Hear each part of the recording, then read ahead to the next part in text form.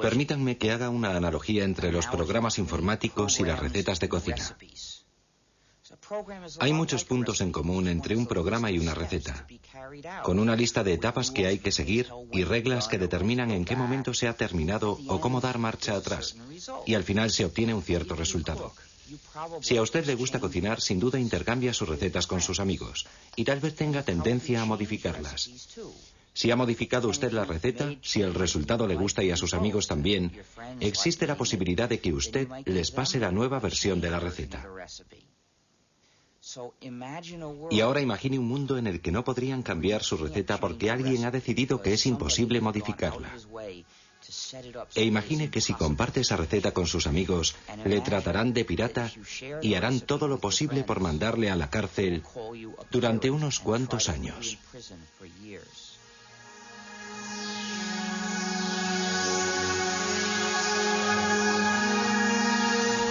Código Linux.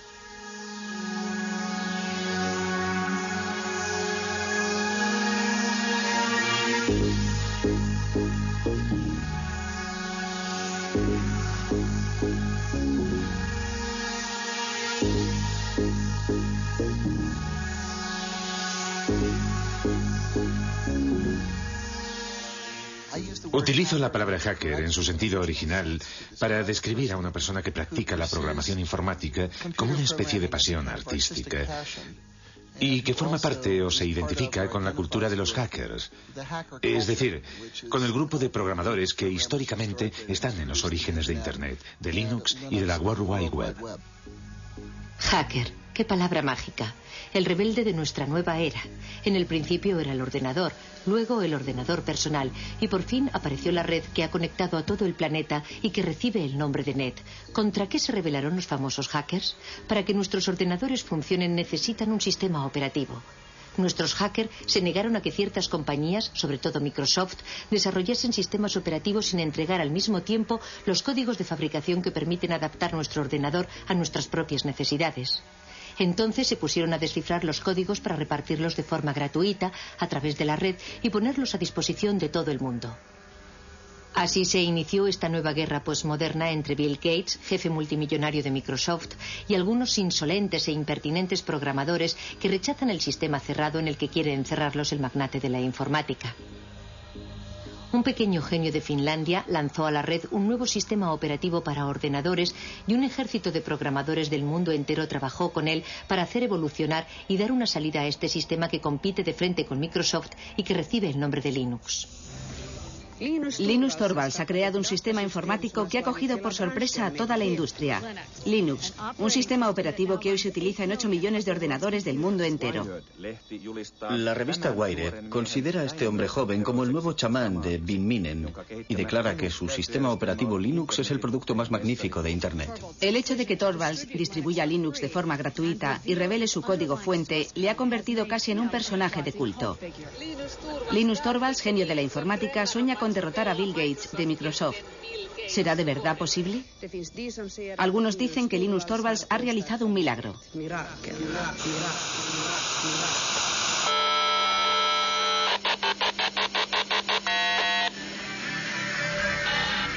Todos estos programadores, como hormigas obreras unidos entre sí por la red, han hecho evolucionar la proposición de base de Linus Torvalds, adaptándola, modificándola, enriqueciéndola y creando así uno de los mejores sistemas operativos del mundo.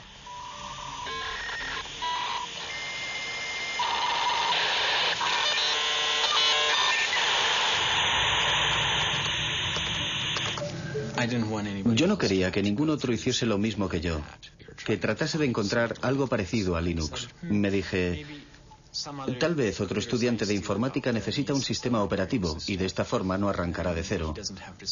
No quería luchar contra los molinos de viento, no se trataba de Don Quijote contra el resto del mundo, buscando crear el mejor de los mundos posibles.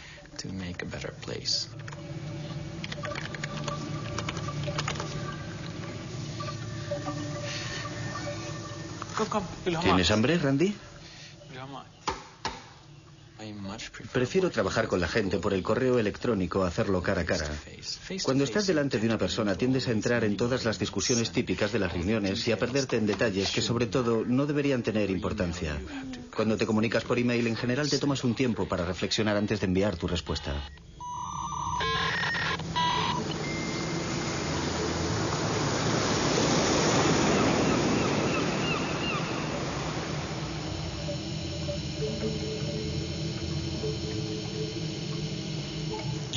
El simple hecho de que no estemos todos en la misma habitación no significa que no estemos juntos en el sentido social del término. Es como si compartiéramos una oficina muy grande. Incluso nos peleamos y reñimos por Internet. Es un proyecto enorme. Que yo sepa, ningún otro proyecto de creación de software ha hecho trabajar jamás a tanta gente repartida por toda la superficie del globo, todos unidos y apasionados por el objetivo común de desarrollar un nuevo software. Lo más innovador de la comunidad Linux no es su código fuente, sino más bien toda la maquinaria social que se ha creado a su alrededor.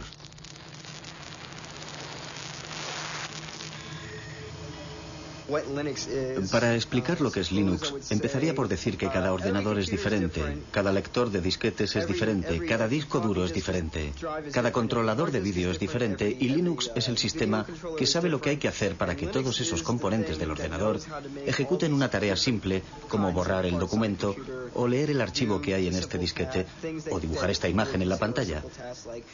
Linux sabe cómo hablar a esos diferentes componentes materiales y les permite efectuar las operaciones corrientes que realizamos a diario con nuestros ordenadores.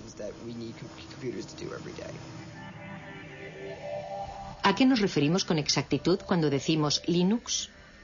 Algunos se refieren al sistema operativo informático global sobre el que reposa todo lo que ocurre en el interior de nuestro ordenador. Otros utilizan el término Linux para designar la parte más importante del programa, el kernel o núcleo.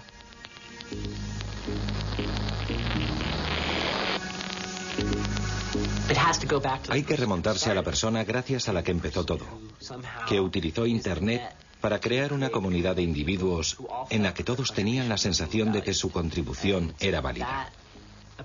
Y esa capacidad para fomentar la cooperación solo podía provenir de una persona educada en un país como Finlandia.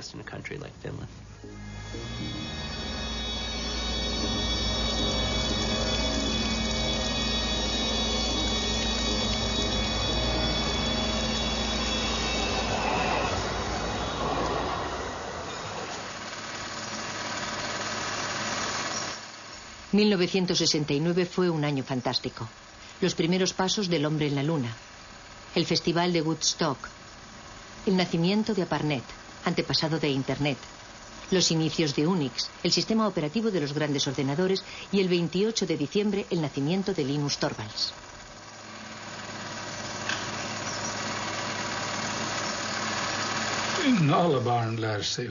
Todos los niños aprenden, sobre todo jugando. Por eso fue de verdad muy importante que Linus entrase en el mundo de la informática en un momento en el que los ordenadores todavía eran muy simples. Para un niño de 10 o 12 años era fácil darse cuenta de lo que había en el interior del ordenador, comprender su esencia. Para los niños y las niñas de hoy día es mucho más difícil comprender el mismo tipo de cosas, porque hay demasiados niveles y elementos complicados en los ordenadores actuales para que puedan adquirir el tipo de instinto y de comprensión que Linus adquirió a través del juego.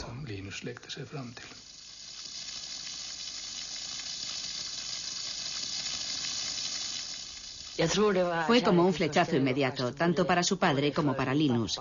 Los dos estaban excitadísimos, como unos niños, ante la idea de probar las posibilidades del Big 20. El lugar en el que Linus desarrolló Linux ya no existe. Ese cuarto existía antes de que tiráramos los tabiques. Aquí había una pared que seguía hasta un poco más lejos. Y allí había otra pared. Más o menos aquí, donde hoy está el sofá, estaban la mesa de trabajo y los ordenadores de Linus. Yo diría que lo que más ha cambiado en él es que se ha convertido en una especie de gurú de la resistencia. Sabe de verdad cómo cautivar a su público, lo que supone un cambio radical respecto a cómo era antes, porque era más bien tímido e introvertido. Y por regla general nunca tenía iniciativas propias, sino que dependía más bien de lo que proponían sus amigos.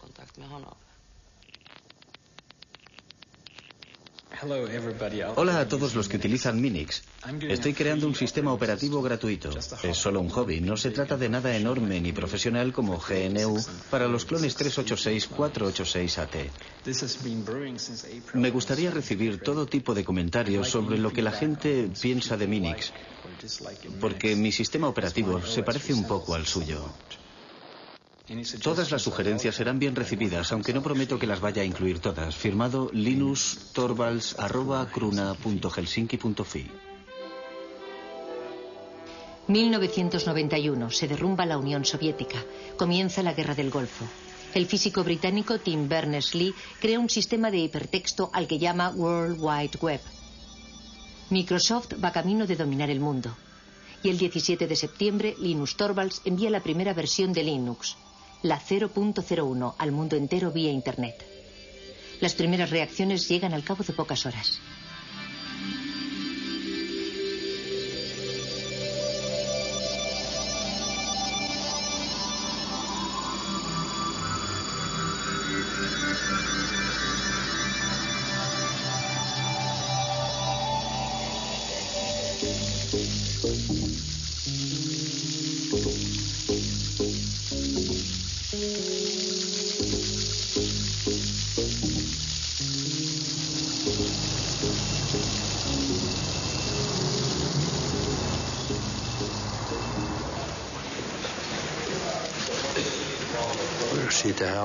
Empezamos a oír hablar de ese programa en la cafetería y decían que había empezado a ser distribuido por Internet. Luego oímos hablar del tal Linus y de la clase de hombre que era. Pero la verdad es que ya se había distinguido con anterioridad por la excelencia de sus resultados.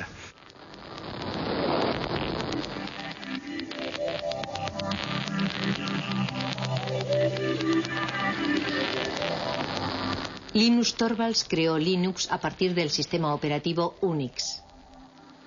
Ken Thompson y Dennis Ritchie, de los laboratorios AT&T Bell, habían realizado la primera versión del sistema operativo de Unix en 1969. Unix era de libre acceso y se hizo muy popular en el medio universitario. Su filosofía se basaba en dos conceptos. En primer lugar, que todo es un archivo. Y en segundo lugar, que cuando creas un programa escribes cosas que cumplen una sola finalidad, pero que la cumplen bien.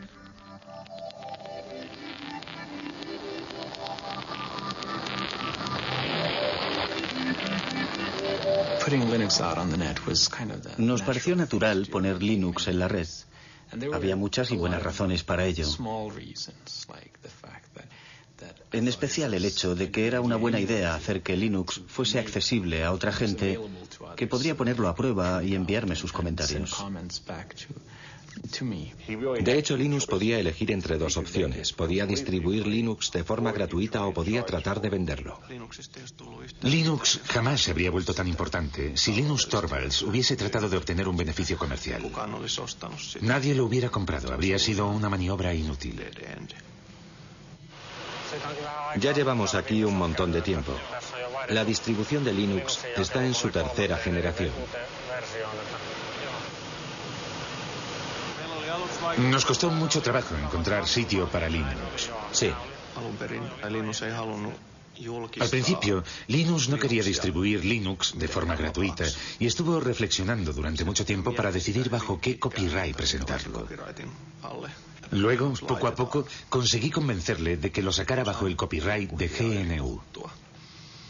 Linusin julkistamaan Linuxin GNU-copyrightin alla. Sobre todo porque el programa de compilación que utilizaba había salido bajo la licencia GPL, así que acabé decidiendo que utilizaría también la licencia GPL. La licencia GPL fue fundada por la Free Software Foundation a mediados de los años 80. Esta fundación especifica que si uno cambia o modifica el código, debe poner sus cambios y mejoras a disposición de todo el mundo, de forma gratuita. La licencia GPL tenía como objetivo impedir que alguien se apropiase del monopolio de una nueva tecnología importante. Pienso que el momento era bueno. Creo que un año antes no habría podido funcionar. Y un año más tarde, cualquier otro habría sacado algo parecido. Internet todavía no había calado de verdad entre el gran público, aunque sí había calado hondo en las redes universitarias. Yo había escrito un programa de lista de correo utilizando el lenguaje de programación C. Tenía que desarrollarlo y añadirle funciones, porque muy pronto hubo miles de personas interesadas en él. Me llevé una sorpresa enorme de que las cosas funcionaran en progresión geométrica. 1 millar de usuarios se transformaba al día siguiente en 2000 y al otro día ya tenías 4000 usuarios. Sin Internet, el desarrollo de Linux habría sido como querer jugar al ajedrez por correo.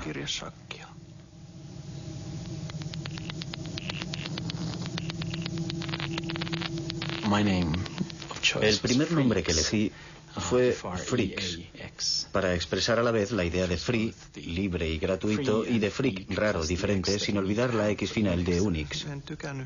A mí no me gustaba la idea de llamarlo Freaks. No me parecía un nombre muy comercial. Ari Lemke, que sacó Linux en el sitio FTP, pensaba que era una mala idea y odiaba de verdad ese nombre. Así que cuando lanzó el sitio FTP lo bautizó como Linux porque sabía que ese nombre iba a funcionar. Nos quedamos con ese nombre, que está claro que es muchísimo mejor.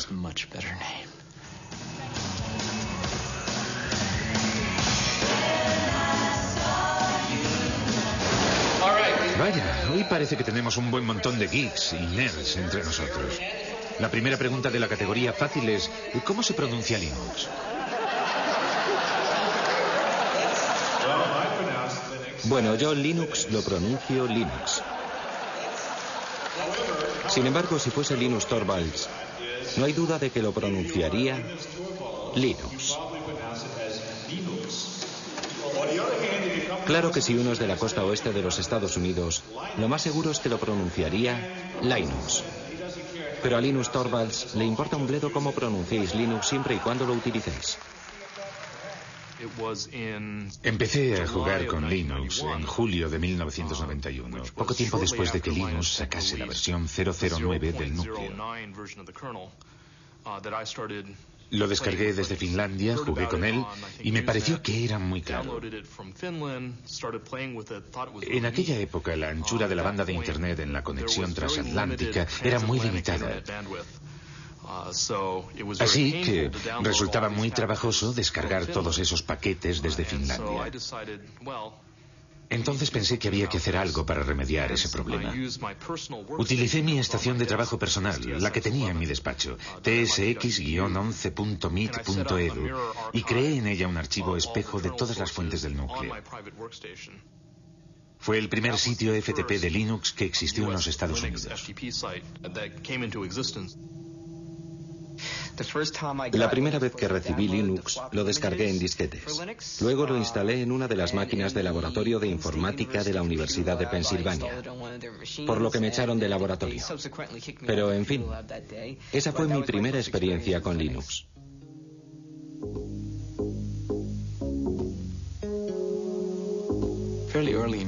Bastante pronto, en 1992, cuando había 50 o 100 usuarios, me di cuenta de que ya no conocía a nadie. Ya no se trataba solo de mí y de algunos amigos, sino que éramos yo y alrededor de 200 personas más, que yo no tenía ni la menor idea de quiénes eran, dónde vivían ni lo que hacían con el sistema, y eso supuso un gran paso.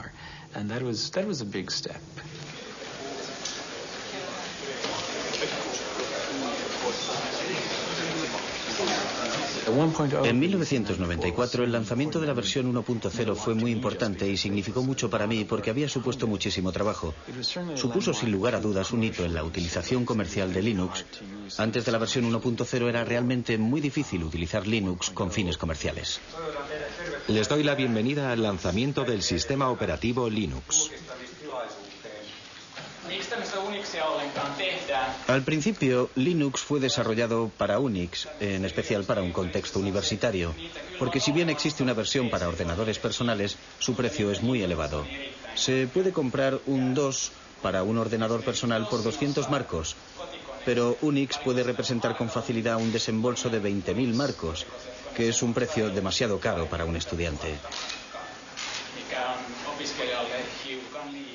Vayan a una tienda de informática y pregunten si tienen el SCU Unix y les contestarán que si están locos. Porque la verdad es que es mucho más sencillo hacérselo uno mismo.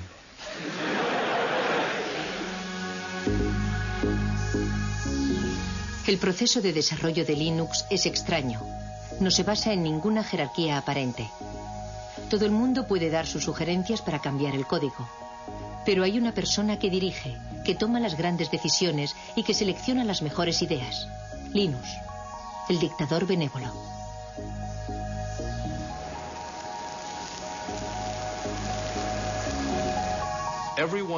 Todo el mundo sabía que ese grupo de trabajo necesitaba un jefe. Y Linus era el líder ideal, porque fue quien creó el núcleo de Linux y porque tiene grandes cualidades para el liderazgo. Sin embargo, en la vida real es bastante humilde y jamás se atribuye un mérito que no le corresponde.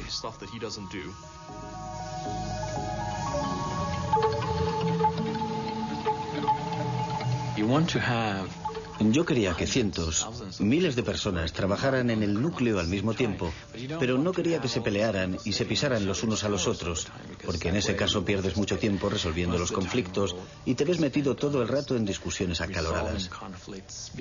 Al principio me parecía conveniente presidir esa jerarquía y que los demás fueran como mis lugartenientes, pero las cosas han cambiado.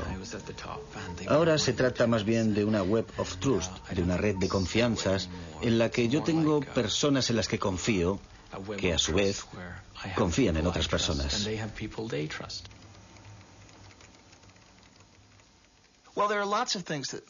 A los que desarrollan los sistemas les motivan muchas cosas, como el orgullo artístico, la satisfacción del trabajo bien hecho, casi artesano, el sentimiento idealista de formar parte de algo más importante y más grande que uno mismo, el deseo de ayudar a la gente y de encontrar soluciones a los problemas.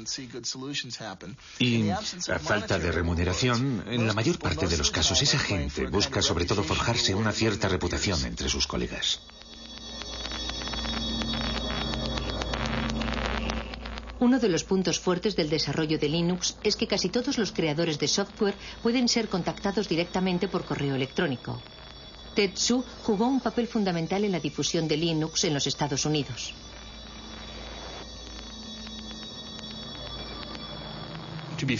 Para ser sincero, es muy fácil decir, si nosotros tomáramos las decisiones, no haríamos esas cosas, pero no recibiríamos todos esos emails diciendo, por favor, quisiera esa nueva función. De modo que no sé lo que haría si de verdad estuviese a cargo de todo. Dave Miller estudia los cambios que los programadores desean aportar al kernel, al núcleo del sistema. Actúa como intermediario entre los programadores del mundo entero y el rey Linus.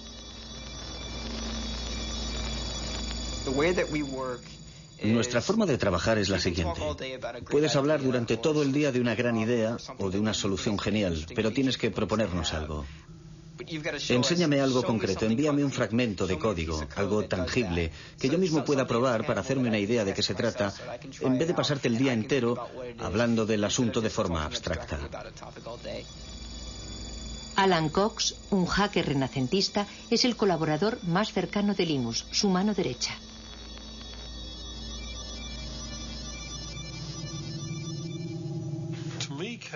Para mí el código presenta muchas similitudes con la poesía, por ejemplo, o con ciertos tipos de literatura. Su belleza reside en su estructura y en el hecho de clasificar las ideas una por una de forma clara. Si el código es bueno, lo puedes leer sin hacer comentarios. Comprendes de inmediato por qué ha sido escrito y lo elegante que es.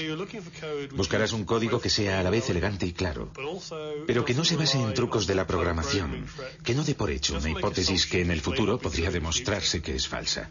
Porque lo último que te interesa es tener demasiado código en el núcleo final. En el núcleo de Linux, en general, el código no necesita demasiado esfuerzo para funcionar porque nuestro objetivo no es programar y reprogramar por siempre jamás.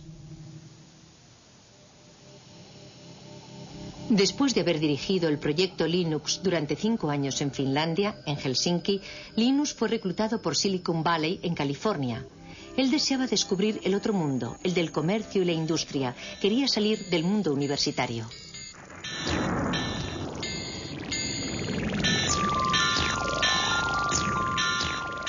Usted es una figura poco ortodoxa dentro del universo de Silicon Valley. ¿Qué van a hacer con usted? ¿No corre el riesgo de dejarse llevar por el aspecto comercial y enloquecido del lugar?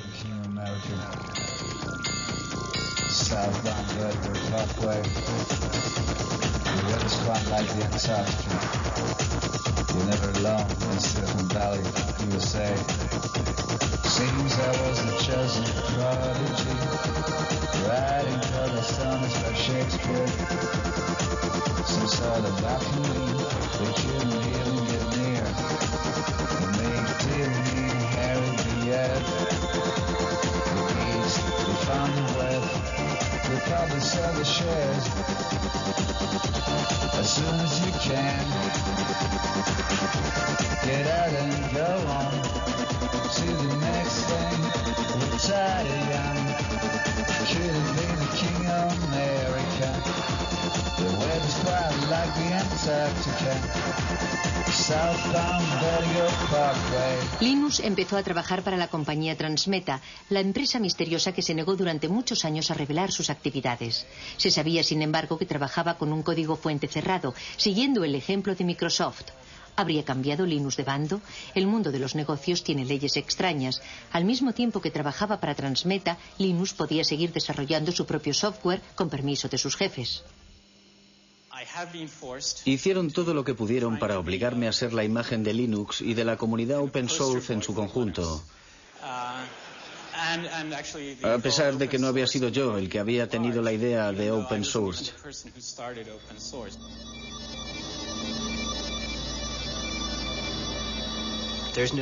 Nadie representa él solo toda la historia y no hay un solo punto de partida. Es como el bambú, que no se sabe dónde empieza y dónde termina. En mi opinión, este movimiento no tiene nada de nuevo. Anda flotando por ahí desde hace bastante tiempo. Recuerden la actitud general que teníamos en los años 70 respecto a Unix. Aunque técnicamente no se trataba de un código fuente abierto y no era gratuito. Necesitábamos a toda costa obtener la licencia de AT&T, pero en aquella época no suponía un problema porque por regla general se podían compartir las cosas de forma gratuita y libre. Cuando utilizas un programa, por regla general utiliza su forma ejecutable, es decir, una serie de ceros y de unos. Nadie es capaz de encontrar un sentido a esas cifras. Solo el ordenador las comprende. Para eso es para lo que sirven los ordenadores. Esas cifras son la forma del programa que puede comprender el ordenador. Pero para los seres humanos resulta muy difícil saber lo que significan. Cuando desarrollamos un software, lo programamos bajo la forma de código fuente. El código fuente es una especie de álgebra. Es la forma de entenderlo si eres programador. Suele haber una cantidad enorme de comentarios y de explicaciones incluidas en el código fuente para ayudar a que la gente comprenda el programa. Si solo tienes los ejecutables, es decir, lo que te proporciona Microsoft, aunque tuvieras incluso la posibilidad de introducirles cambios, no sabrías nunca qué modificaciones introducir. Es demasiado difícil. Para poder modificar un software y hacerlo más práctico y más fácil de usar, debes disponer del código fuente. Si observas de verdad el proyecto, como ya he dicho otras veces, verás que Linus desarrolló el kernel, el núcleo, pero no la totalidad del sistema. Pienso que lo más interesante de este asunto es el hecho de que Richard Stallman iniciase el movimiento. ¿Han oído hablar de Richard Stallman? Él quería que todo el mundo tuviera derecho a utilizar los softwares y a copiarlos sin infringir la ley, para hacerles cambios, para distribuirlos y para mejorarlos. Él quería dar derechos a la gente. Había decidido aniquilar el capitalismo americano corrompido de la industria informática. Y dimitió de su puesto de trabajo, pero siguió programando.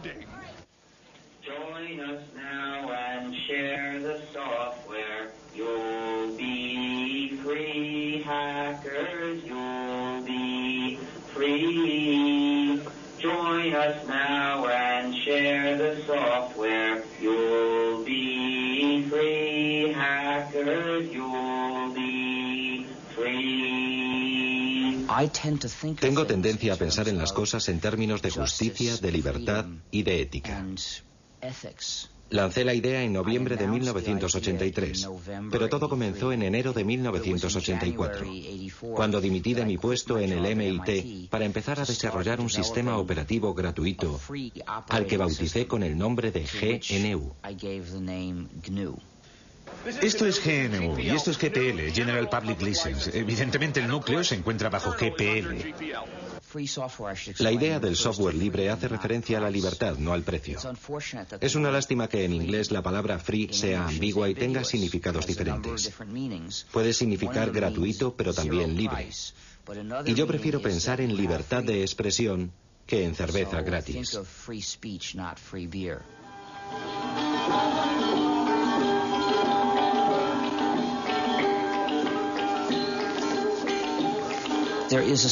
Existe una similitud entre el folclore cuando un poema o una canción se redefine o cambia de forma de un cantante a otro y la forma en que puede mejorar el software libre.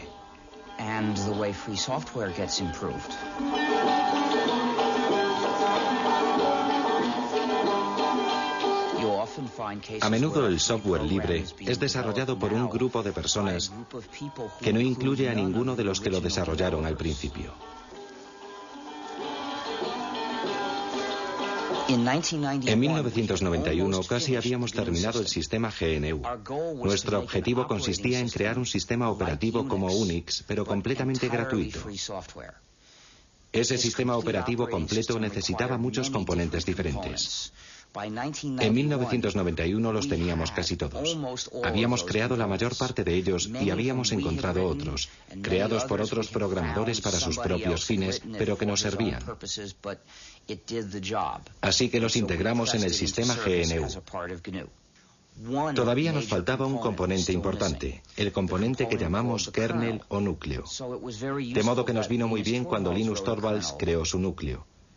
En aquel momento la combinación del núcleo Linux con el sistema GNU nos permitió obtener un sistema perfectamente ejecutable que cualquiera podía instalar en su ordenador personal y utilizar.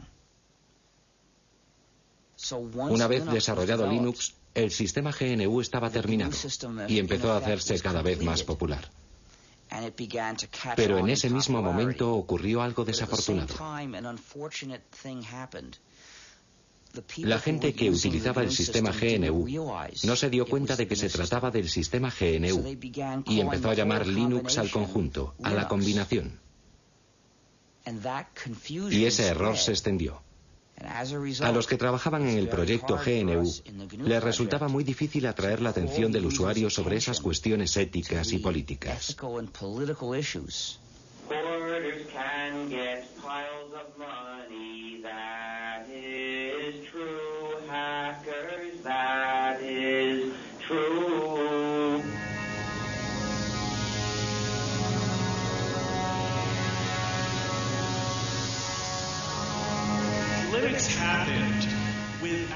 Linux nació sin la ayuda de ricos inversores, incluso a pesar de esa ayuda. ¿Cómo hacer para conservar la magia si se invierte tanto dinero en Linux? Cuando Linux se empezó a comercializar, la gente dijo, no queremos guardar nuestro pequeño proyecto para nosotros solos, y nadie debe ganar dinero con él. Me parece muy bien, pero en el mundo real la gente utiliza las cosas para ganar dinero. Los Estados Unidos son una sociedad capitalista. Europa es una sociedad capitalista. Para que las empresas puedan empezar a utilizar Linux, necesitan tratar con alguien que sea capaz de proporcionarles la ayuda que esperan, que les venda el material, ese tipo de cosas. Y la gente que vende el material y la ayuda va a ganar dinero.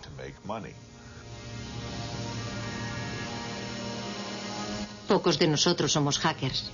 En realidad, son muy pocos los que harán el esfuerzo de descargar su propia versión de Linux en Internet. Todavía son menos los que se dedicarán a tratar de mejorar el código mismo. Aunque Linux sea difícil de utilizar, los clientes han sabido apreciar su gran fiabilidad y la accesibilidad de su código fuente. Para las empresas visionarias se trataba de una oportunidad que no se podía pasar por alto.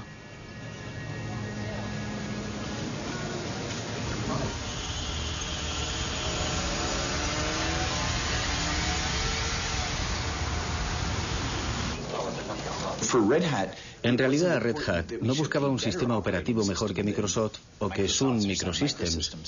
Lo que más nos interesaba era poder contar con un sistema operativo capaz de resolver los problemas que nuestros clientes no podían arreglar con un software tradicional. Nos dimos cuenta de lo que estábamos haciendo. Desarrollábamos una tecnología y luego entregábamos el código al público. ¿Cómo entonces íbamos a ganar dinero? Por supuesto, cuando fuimos a California, a Silicon Valley, todo el mundo nos dijo: y si reveláis los códigos, jamás podréis ganar dinero en el negocio del software. Cuando regresamos, hablamos con nuestros clientes y nos dimos cuenta de que lo único que los mantenía fieles a nosotros era precisamente el hecho de que nosotros revelábamos los códigos y que por primera vez podían controlar la tecnología que utilizaban. El verdadero valor de todos los productos de software reside en la hotline o línea caliente, es decir, en la relación de ayuda permanente que existe entre el vendedor y el usuario. Y eso es lo que proporciona el software las características de la industria de los servicios y no las de la industria de la producción. Linux funciona de maravilla en el campo de los servidores de aplicaciones de Internet, pero como no es fácil de utilizar por los particulares, solo posee una pequeña participación en el mercado de la informática. El proyecto Genome, con su interfaz gráfica, trata de rellenar ese hueco, pero resulta que los hackers son elitistas y siguen siendo fieles a Linux.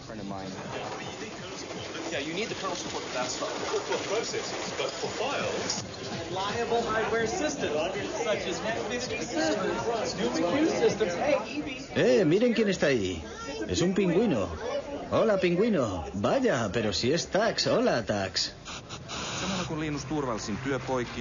El trabajo de Linus Torvalds crea todavía más millonarios y billonarios y le está haciendo salir canas al hombre que de lejos es el más rico del mundo, Bill Gates.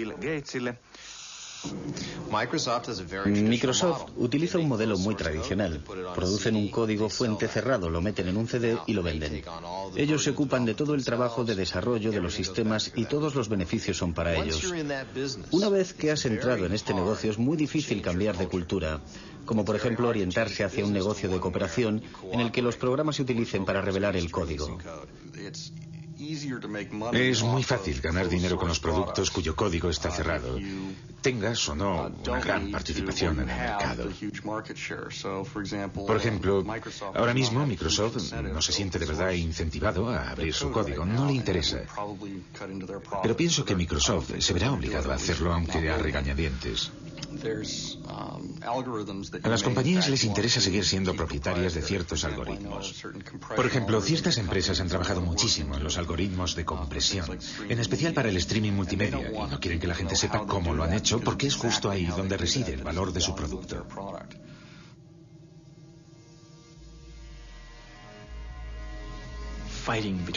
La famosa lucha entre Linus, líder de Linux, y Bill Gates, líder de Microsoft, empieza a tomar un cariz realmente personal.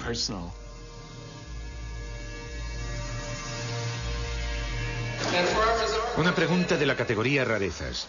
¿A quién pertenecen estos labios? Voy a contestar yo. Son los labios de Bill Gates a punto de contar otra mentira más.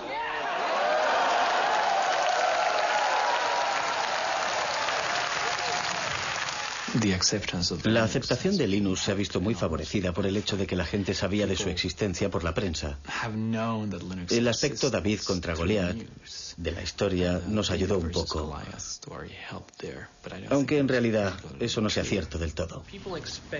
La gente espera de los demás que sean amables y hagan bien las cosas. Yo no pienso que eso sea cierto ni que deba serlo. El poder de Linux es que, aunque no te ayude nadie, siempre podrás disponer de tu propia copia de Linux. Y la posibilidad de hacer con ella lo que te dé la gana. Quiero evitar convertirme en el político de Linux. Quiero que todo el mundo piense que soy un buen tipo y que soy una persona que no hace trampas. Linus, una última pregunta. Yo soy de la India. ¿Hay muchos indios que contribuyan al desarrollo del núcleo? No, no hay muchos. ¿Qué mensaje le gustaría mandarles para que sean cada vez más los que se unan a su proyecto? En mi opinión es solo un problema de infraestructuras. No siempre tienen acceso a Internet o disponen solo de una conexión muy lenta. Y pienso que la gente quizás no está acostumbrada a ese tipo de colaboración por Internet y se pone un poco nerviosa. ¿Tienen un mensaje para motivarles, para hacer que vengan más programadores? No conozco los problemas de la India, pero sin duda existirán problemas locales que solo los indios pueden resolver. Problemas que al continente americano no le importan en absoluto. En mi opinión resulta muy estimulante cuando alguien dice: yo puedo resolver ese problema, puedo crear mi propia versión de Linux que me convendrá mucho más. ¿Entendido? Y eso vale para un indio, para cualquiera. Eso es lo que debe motivar a la gente, aunque por otro lado diga lo que diga yo, no tienen por qué hacerme caso. Linus, solo un momento. Muchas gracias. Gracias a usted.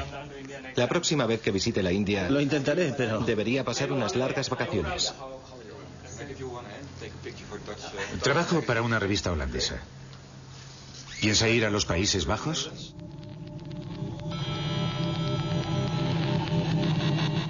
El verdadero valor de Linux puede ser otro que el de anular a Microsoft. Linux fue concebido para funcionar con ordenadores baratos y para resolver problemas corrientes. Si uno no tiene bastante dinero, representa una verdadera alternativa totalmente gratuita. El proyecto Linux empezó en Europa y en los Estados Unidos, pero hoy día el software libre permite encontrar siempre nuevos programadores, procedentes incluso de países en los que la informática está dando todavía sus primeros pasos.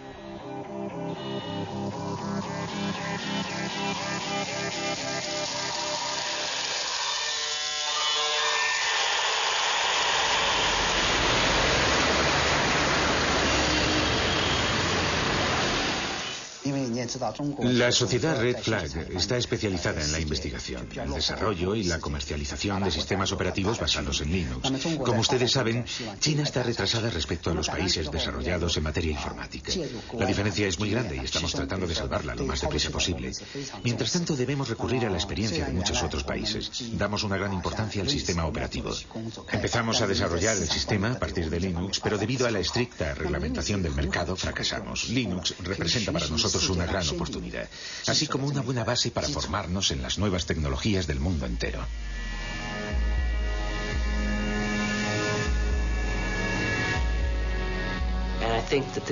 Es la mayor transferencia de riqueza que se haya visto jamás entre lo que llamamos el norte industrializado, Europa y Estados Unidos, y el tercer mundo.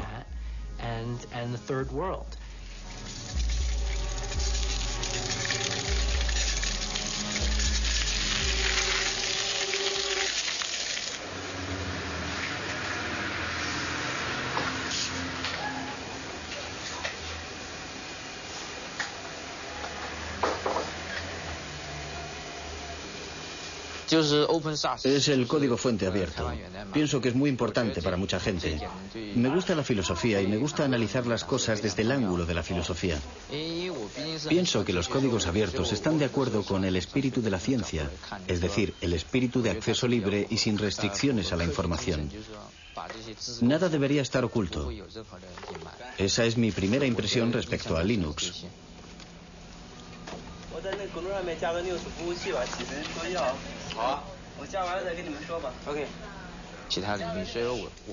Ese espíritu se podría extender a otros campos. Nunca he pensado que debiera aplicarse únicamente al campo de la informática. Resumiendo, por una parte está una de las clases más privilegiadas de las sociedades capitalistas, los programadores. Pueden ganar tanto dinero con la programación que tienen tiempo libre para dedicarse a sus aficiones. Los programadores como Alan Cox pueden imponer su precio. Son las personas que se encuentran en el vértice de la pirámide, que transfieren su propiedad intelectual, que supone una riqueza enorme, hacia los países pobres. Es el socialismo en acción, aunque a los liberales les horrorice que se mencione siquiera.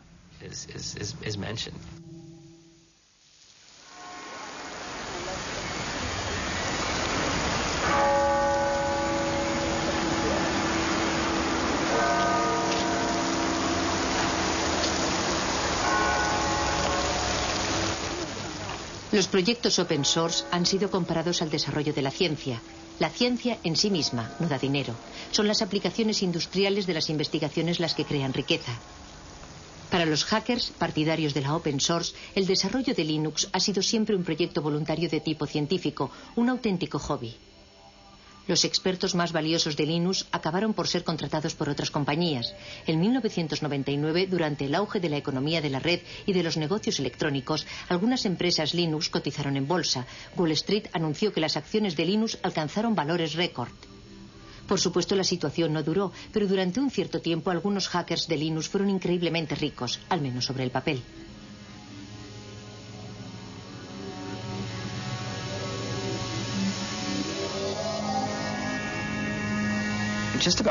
Antes de esa locura bursátil, todos los que participaban en el desarrollo del núcleo y ganaban dinero con Linux permanecieron bastante fieles a sus valores al aceptar esos puestos en nuevas empresas. La mayor parte de ellos sigue haciendo casi lo mismo que hacía antes de obtener esos empleos. Sinceramente, que yo sepa, ninguno de ellos ha perdido su libertad. Sigo leyendo a diario sugerencias para hacer modificaciones, igual que siempre, y se las paso a Linux, igual que hacía antes de que cotizáramos en bolsa. Algunos de nosotros quizás conducimos coches mejores, pero esa casi es la única diferencia, y tal vez que comemos sushi más a menudo. Algunas personas tuvieron suerte al unirse a la empresa adecuada en el momento adecuado y se las han arreglado para beneficiarse de la salida a bolsa. Algunos han ganado millones de dólares, otros miles de millones de dólares. ¿Acaso la contribución de esas personas fue más importante que la de las otras? En algunos casos invirtieron las sumas necesarias en el buen momento, pero yo pienso que se trata de un problema más general que no concierne más que a la comunidad open source, y no creo que exista una respuesta satisfactoria a esa pregunta. Una de las cosas que me gusta de Silicon Valley es su gran dinamismo. Aquí todo es posible, incluso eso de la carrera por el dinero, que parece un poco de mal gusto, sobre todo si eres europeo, es un factor de motivación muy bueno, un buen medio para llevar los proyectos hasta el final.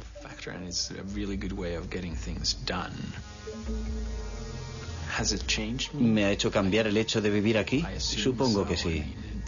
Ya no soy el mismo que era cuando llegué. Pero no creo que me interese más el dinero que antes.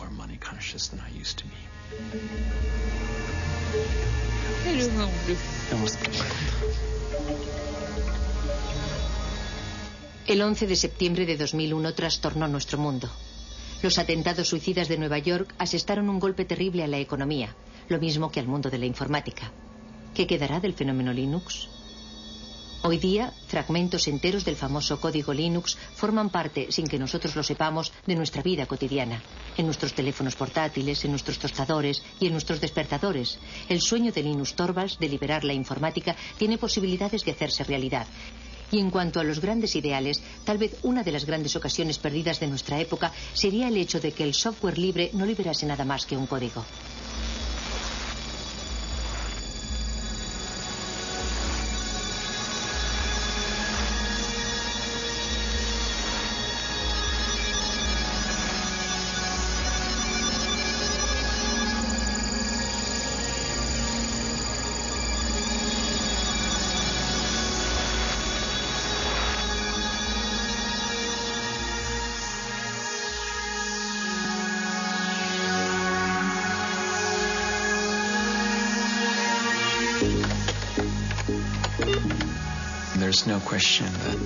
La cuestión no es saber si los progresos tecnológicos dejarán anticuado a Linux en un momento determinado.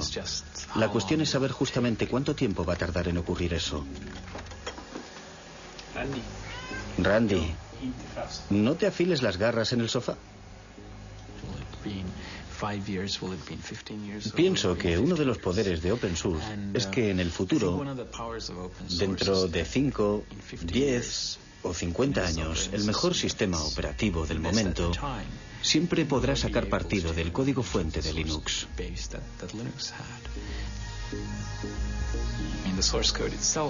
En cierta medida, el código fuente es la memoria de Linux y la gente siempre lo podrá usar como una especie de referencia. Pero hay otra cosa. También existen problemas intangibles relativos al motivo de que se hicieran las cosas de una manera determinada. Yo pienso que esas cuestiones están en el aire, conmigo o sin mí.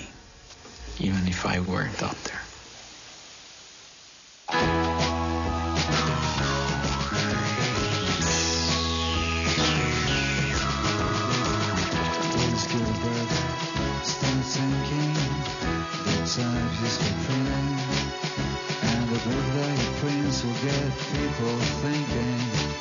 There's literary in the living room setting. Start to imagine a Bible, not Latin, but the language we're swearing and eating and chatting. His life is that he had, his life is that we see. Big changes through a human history, not by some powerful latest victory, by botanic incremental degrees. Mr. Linus goes to Washington to speak about praxis. Gretchen chains, little man, and universal access. Linus against Goliath with nothing else to fill, but sling a little stone in the face of Big Bill. But Linus Jefferson's give the strings that lose, and it changes the way the world plays the blues. His life is that